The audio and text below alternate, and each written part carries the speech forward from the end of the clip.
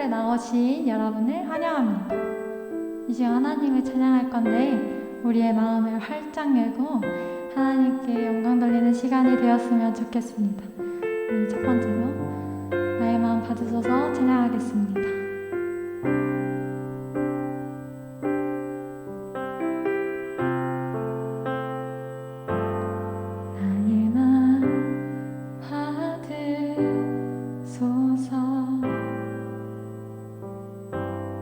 오셔서 주님의 저소 삼으소서.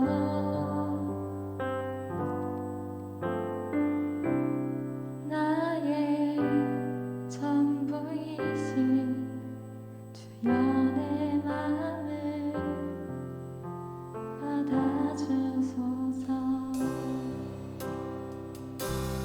내 맘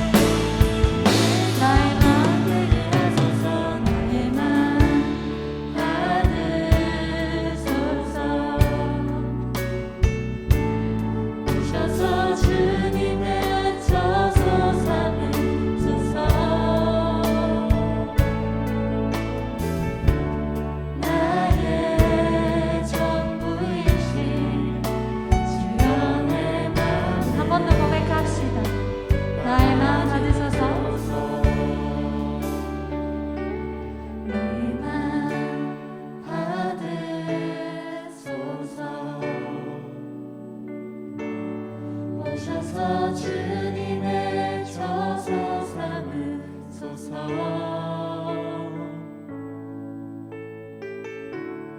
나의 전부이신 주여 내 맘을 받아주소서.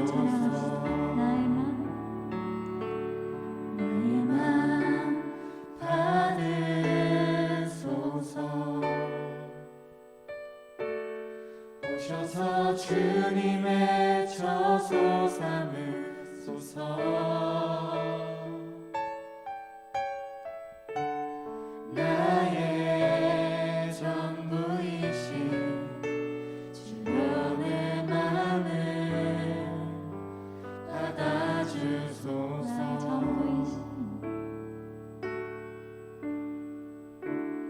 나의 전부이신 나의 전부이신 주님의 마음을 받아주소서.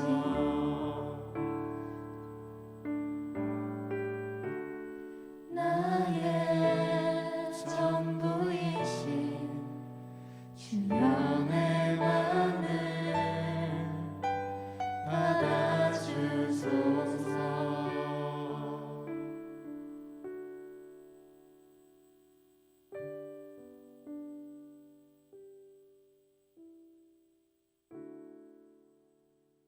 사랑이 많으신 하나님 아버지 감사드립니다.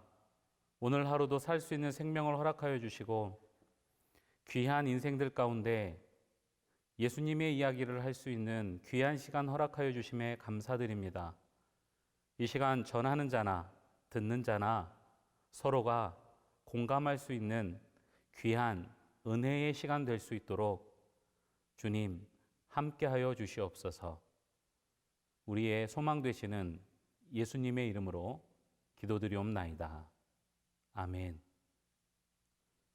할렐루야. 저는 대전에서 복음창고 교회를 담임하고 있는 허대영 목사라고 합니다. 오늘 함께 나눌 하나님의 말씀은 마가복음 6장 30절로 31절까지 말씀입니다. 제가 읽도록 하겠습니다. 사도들이 예수께 모여 자기들이 행한 것과 가르친 것을 낱낱이 고하니 이르시되 너희는 따로 한적한 곳에 가서 잠깐 쉬어라 하시니 이 오고 가는 사람이 많아 음식 먹을 겨를도 없음이라. 우리 몸은 자각하지 못할 정도로 바쁘게 움직입니다. 심장은 하루에 8만 번에서 12만 번 정도를 박동하면서 8만 6천 리터가량 되는 엄청난 양의 피를 순환시킨다고 합니다. 또한 우리 몸은 하루에 2천 리터의 공기를 내쉰다고 합니다. 우리 몸의 속눈썹은요, 하루에 11,500번 정도 깜빡거리고 우리가 잠자는 동안에도 우리의 몸은 쉬지 않고 계속 움직인다고 합니다. 평균적으로 사람들은 잠자는 동안 30번 정도 자세를 바꾼다고 합니다.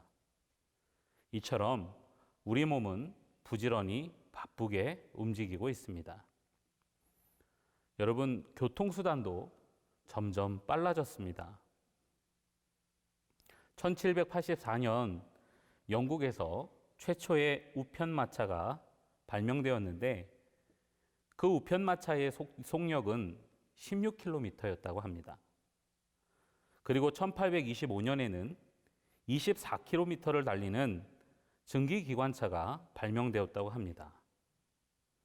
그로부터 약 100년이 지난 1938년 비행기가 등장하기 시작하였는데 그때의 비행기는 속력이 643km였다고 합니다. 교통수단은 아니지만 현재 소리의 속력이라고 하는 마하 음속 2.5의 제트기도 지금 우리의 공중을 날아다니고 있습니다. 마하 2.5의 속력은 서울에서 미국의 뉴욕까지 가는데 4시간 정도면 갈 수 있는 속도라고 합니다. 여러분, 교통수단만 빨라진 것이 아닙니다. 지금은 정보통신으로 보면 5G 시대라고 합니다. 모든 것이 초스피드합니다. 그래서 때로는 이러한 변화의 속도를 따라가지 못한 채 버거워하고 힘들어하는 모습을 보이는 것이 오늘날 우리의 현실이기도 합니다. 이렇듯 바쁘고 분주하게 살다 보니까 우리의 삶은 어느덧 일상에 정복되어 버렸습니다. 빠름의 삶을 정복당했다는 것입니다. 정신없이 따라가느라 헉헉대고 살아갑니다. 그러다 보니까 우리는 자신이 무엇을 위하여 살아야 되는가를 제대로 생각하지 못한 채 살아가기도 합니다. 이런 상황 속에서 지금 예기치 않은 포스트 코로나 시대가 우리 앞에 우리 삶에 도래했습니다. 저는 그래서 이 시기를 어떤 면에서 보면 우리 삶의 쉼표를 또 우리 삶의 쉼이, 안식이 절실하게 필요했기 때문에 주어진 시간이 아니겠는가, 그러한 생각을 해보곤 합니다. 사랑하는 청춘 여러분, 만약 쉼표가 없는 악보를 보면서 노래를 부르면 어떻게 되겠습니까? 노래를 끝까지 부를 수가 없게 됩니다. 쉼표가 있기 때문에 다음 소절, 다음 마디로 넘어갈 수 있는 것입니다. 만약 자동차에 브레이크가 없다면 어떻게 되겠습니까? 자동차는 앞으로 나아가는 기능뿐만 아니라 나아가는 것을 잡아주는 브레이크의 기능이 있기 때문에 자동차로서의 제 역할을 감당할 수 있는 것입니다. 브레이크가 없는 자동차는 운전할 수 없습니다. 브레이크 없는 질주는 죽음을 의미합니다.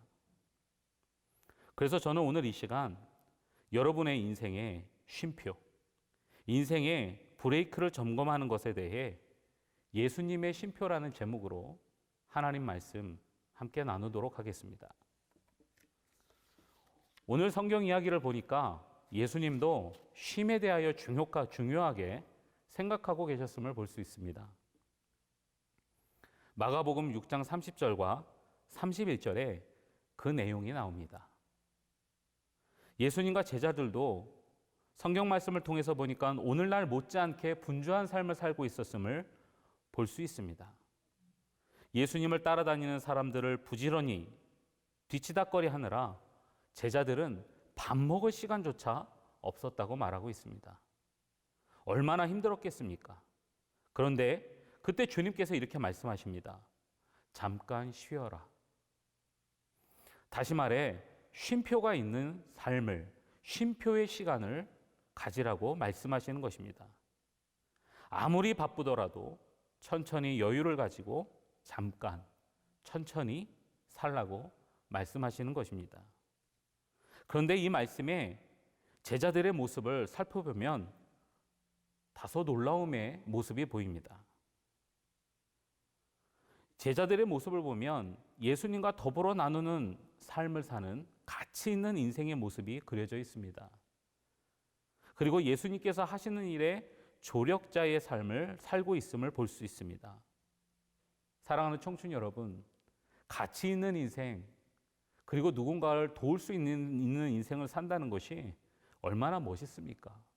그런데 다른 성경 구절에 보면 예수님께서 제자들에게 사람들의 필요가 있구나, 나누어 주어라 라고 말씀하실 때 제자들은 불평하고 원망하는 모습을 볼 수 있습니다.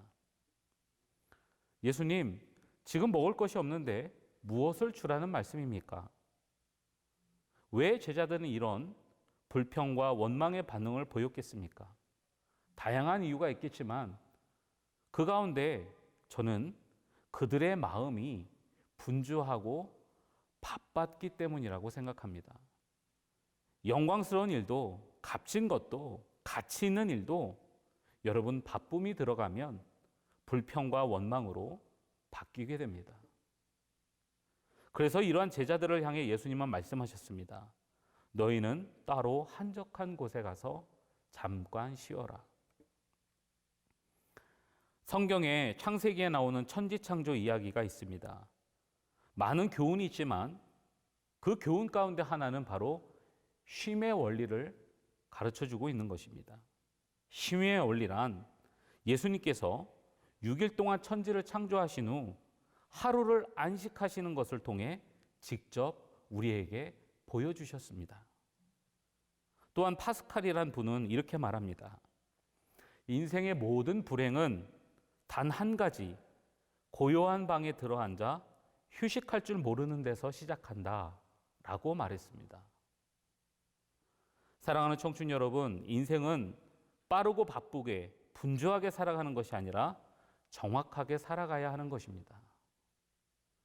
우리는 무엇인가를 열심히 하다 보면 나중에는 왜 그것을 하는지 모를 때가 있습니다. 내가 왜 이것을 하고 있지? 이럴 때 가장 필요한 것은 쉼입니다. 이러한 쉼을 통해 천천히 점검하면서 내가 하고 있는 것에 대해서 정비할 수 있어야 합니다. 다시 말씀드리면 빠른 것만이 좋은 것이 아니라는 것이죠. 어떻게 보면 더 중요한 것은 방향이 아닌가 생각해 봅니다. 잘못된 방향이라면 차라리 빨리 그리고 멀리 가지 않는 편이 훨씬 더 낫습니다. 우리가 예수님을 믿고 그분의 쉼표를 받아들이는 것은 인생의 올바른 방향 그리고 정확한 방향을 잡는 것입니다. 많은 사람들이 군중 속에 휩쓸려서 이리저리 끌려다니는 삶을 삽니다. 이미 바쁘게 사는 것이 습관이 되었기 때문에 군중에서 벗어나 혼자 있으면 고독해합니다. 외로워합니다. 마치 사막에 홀로 남은 것 같아서 어쩔 줄 몰라 합니다. 그러나 예수님이 가르쳐 주신 쉼표는 어쩔 줄 몰라 하는 것도 아니요, 게으르게 사는 것도 아니요, 무감각하게 사는 것도 아니요, 결핍된 의지로 살라는 것도 아닙니다. 그렇다면 오늘 성경 말씀을 통하여 예수님의 쉼표가 무엇인지를 간단하게 말씀드리겠습니다. 첫째, 주변을 바라볼 줄 아는 것입니다. 성경의 시편이라는 부분을 보면 주변을 바라보라고 말씀하고 계십니다. 여유 있게 주변을 바라볼 줄 아는 것, 이것이 예수님의 쉼표입니다. 그래서 때로는 예수님은 주변을 바라보게 하셨습니다. 그리고 주변 현상을 통하여 가르치시고 말씀하셨습니다. 둘째는 예수님의 쉼표는 조급해하지 않는 것입니다. 여러분, 예수님의 꿈은 온 인류를 사랑하는 것이었습니다. 그래서 이것을 조금 어려운 말로 선교 비전이라고 합니다. 다시 말해 예수님은 온 세계, 온 나라, 온 민족이 모두 예수님을 알고 예수님을 하나님의 아들로서 믿게 하시려는 꿈, 비전이 있으셨습니다. 그런데 여러분, 예수님의 생애를 보면 33년이라는 짧은 인생을 사셨고 그 가운데 꿈을 이루는 시간, 그에게 주어진 선교 비전 타임은 고작 3년뿐이었습니다. 만약 우리의 인생이라면 여러분 어떻게 하시겠습니까? 아마 이 짧은 기간 동안 꿈을 이루기 위해 바쁘고 조급하게 빨리 가야 한다고 서두르지 않았겠습니까? 그런데 예수님은 전혀 다른 모습을 우리에게 보여주십니다. 예수님은 12명의 제자들과만 함께 지내셨으며 몇 킬로미터 밖으로는 나가본 적이 없는 삶을 사셨습니다. 또한 예수님은 제자들에게 동일한 꿈을 꾸게 하셨습니다. 세계 땅끝까지 예수님을 믿게 하려는 꿈이었습니다. 그런데 그때마다 꿈을 꾸게 하실 때마다 한결같이 제자들에게 강조하셨던 것은 조급해하지 말라는 것이었습니다. 그리고는 항상 편안한 모습을 제자들에게 보여주셨습니다. 성경에 보면 풍랑이 이는 순간에도 예수님은 배에서 주무셨습니다. 모든 사람이 두려워 떨고 있을 때에도 예수님은 조급해하지 않으시고 여유로운 모습을 보여주셨습니다. 다시 말해 예수님은 쉼표가 있으셨습니다. 이처럼 예수님의 쉼표는 조급해하지 않는 마음에 평안을 갖는 것입니다. 마지막 세 번째는 예수님의 쉼표는 우선순위를 먼저 하는 것입니다. 다시 말해 바쁨과 분주함이 중요함을 정복해서는 안 된다는 것입니다. 그래서 먼저 우선순위를 정하는 것이 가장 중요합니다. 마가복음 6장 31절에 보면 이르시되 너희는 따로 한적한 곳에 가서 잠깐 쉬어라 하시니 이는 오고 가는 사람이 많아 음식 먹을 겨를도 없음이라 라고 인생의 쉼표의 중요성을 말씀하셨습니다. 그리고 진정한 인생의 쉼표는 예수님만이 주실 수 있다고 마태복음 11장 28절에 말씀해 주셨습니다. 제가 읽어드리겠습니다. 수고하고 무거운 짐진 자들아 다 내게로 오라. 내가 너희를 쉬게 하리라. 다시 말씀드리면 예수님은 쉬라고 말씀하시면서 좋은 데가 있으니 저리로 가서 쉬어라 라고 하지 않으셨습니다. 이 본문 말씀을 종합해 보면 우리에게 또 제자들에게 예수님께로 오라고 말씀하셨습니다. 진정한 예수님의 쉼표를 얻기 위해서는 우리가 예수님 쪽으로 가야 하는 것입니다. 사랑하는 청춘 여러분, 저는 예수님을 믿는다는 것은 나의 인생 속에 예수님을 그리는 것이라고 생각합니다. 그래서 오늘 말씀을 통해 여러분의 인생에 예수님을 그려본다면 그 인생 속에 참된 쉼과 안식이신 예수님이 여러분의 인생과 함께 할 것을 저는 믿습니다. 사랑하는 청춘 여러분, 포스트 코로나 시대를 통해 주변을 바라보는 시간을 가지시기를 바랍니다. 그리고 바쁘게 살다가 멈추어진 것들에 대해서 답답해하거나 조급해하지 않기를 바랍니다. 그리고 무엇보다도 다시 정립되어야 할 우선순위의 조정 시간으로 이 시간을, 현재를 삼으시기를 소망합니다. 우리의 새로운 일상에 대해 가장 먼저 예수님의 쉼표를 가져보십시오. 그리하면 예수님의 쉼표를 통해 여러분의 인생은 더욱 아름답게 가꾸어지는 창조적인 뉴 노멀 라이프가 될 것입니다. 기도드리겠습니다. 우리의 진정한 안식이 되시는 주님, 이 시간 주님이 사랑하시는 청춘들에게 포스트 코로나 시대를 통하여 예수님의 쉼표의 시간을 갖게 하심을 감사드립니다. 우리 청춘들이 이 코로나 시간을 통하여 포스트 코로나의 시대를 통하여 주변을 바라볼 줄 알게 하시고 그동안 바쁘게 살다가 놓쳤던 것들을 다시금 점검해 보는 시간들로 보내게 하시며 이제 새롭게 시작될 새로운 일상을 준비함에 있어서 가장 먼저 예수님의 쉼표를 소유하며 나아가는 우리 호서대학의 우리 젊은이들이 되게 하여 주시옵소서. 예수님의 이름으로 기도드립니다. 아멘. 이제는 우리 주 예수 그리스도의 은혜와 하나님 아버지의 무한하신 사랑하심과 성령님의 감동 감화 교통 내주 역사하심이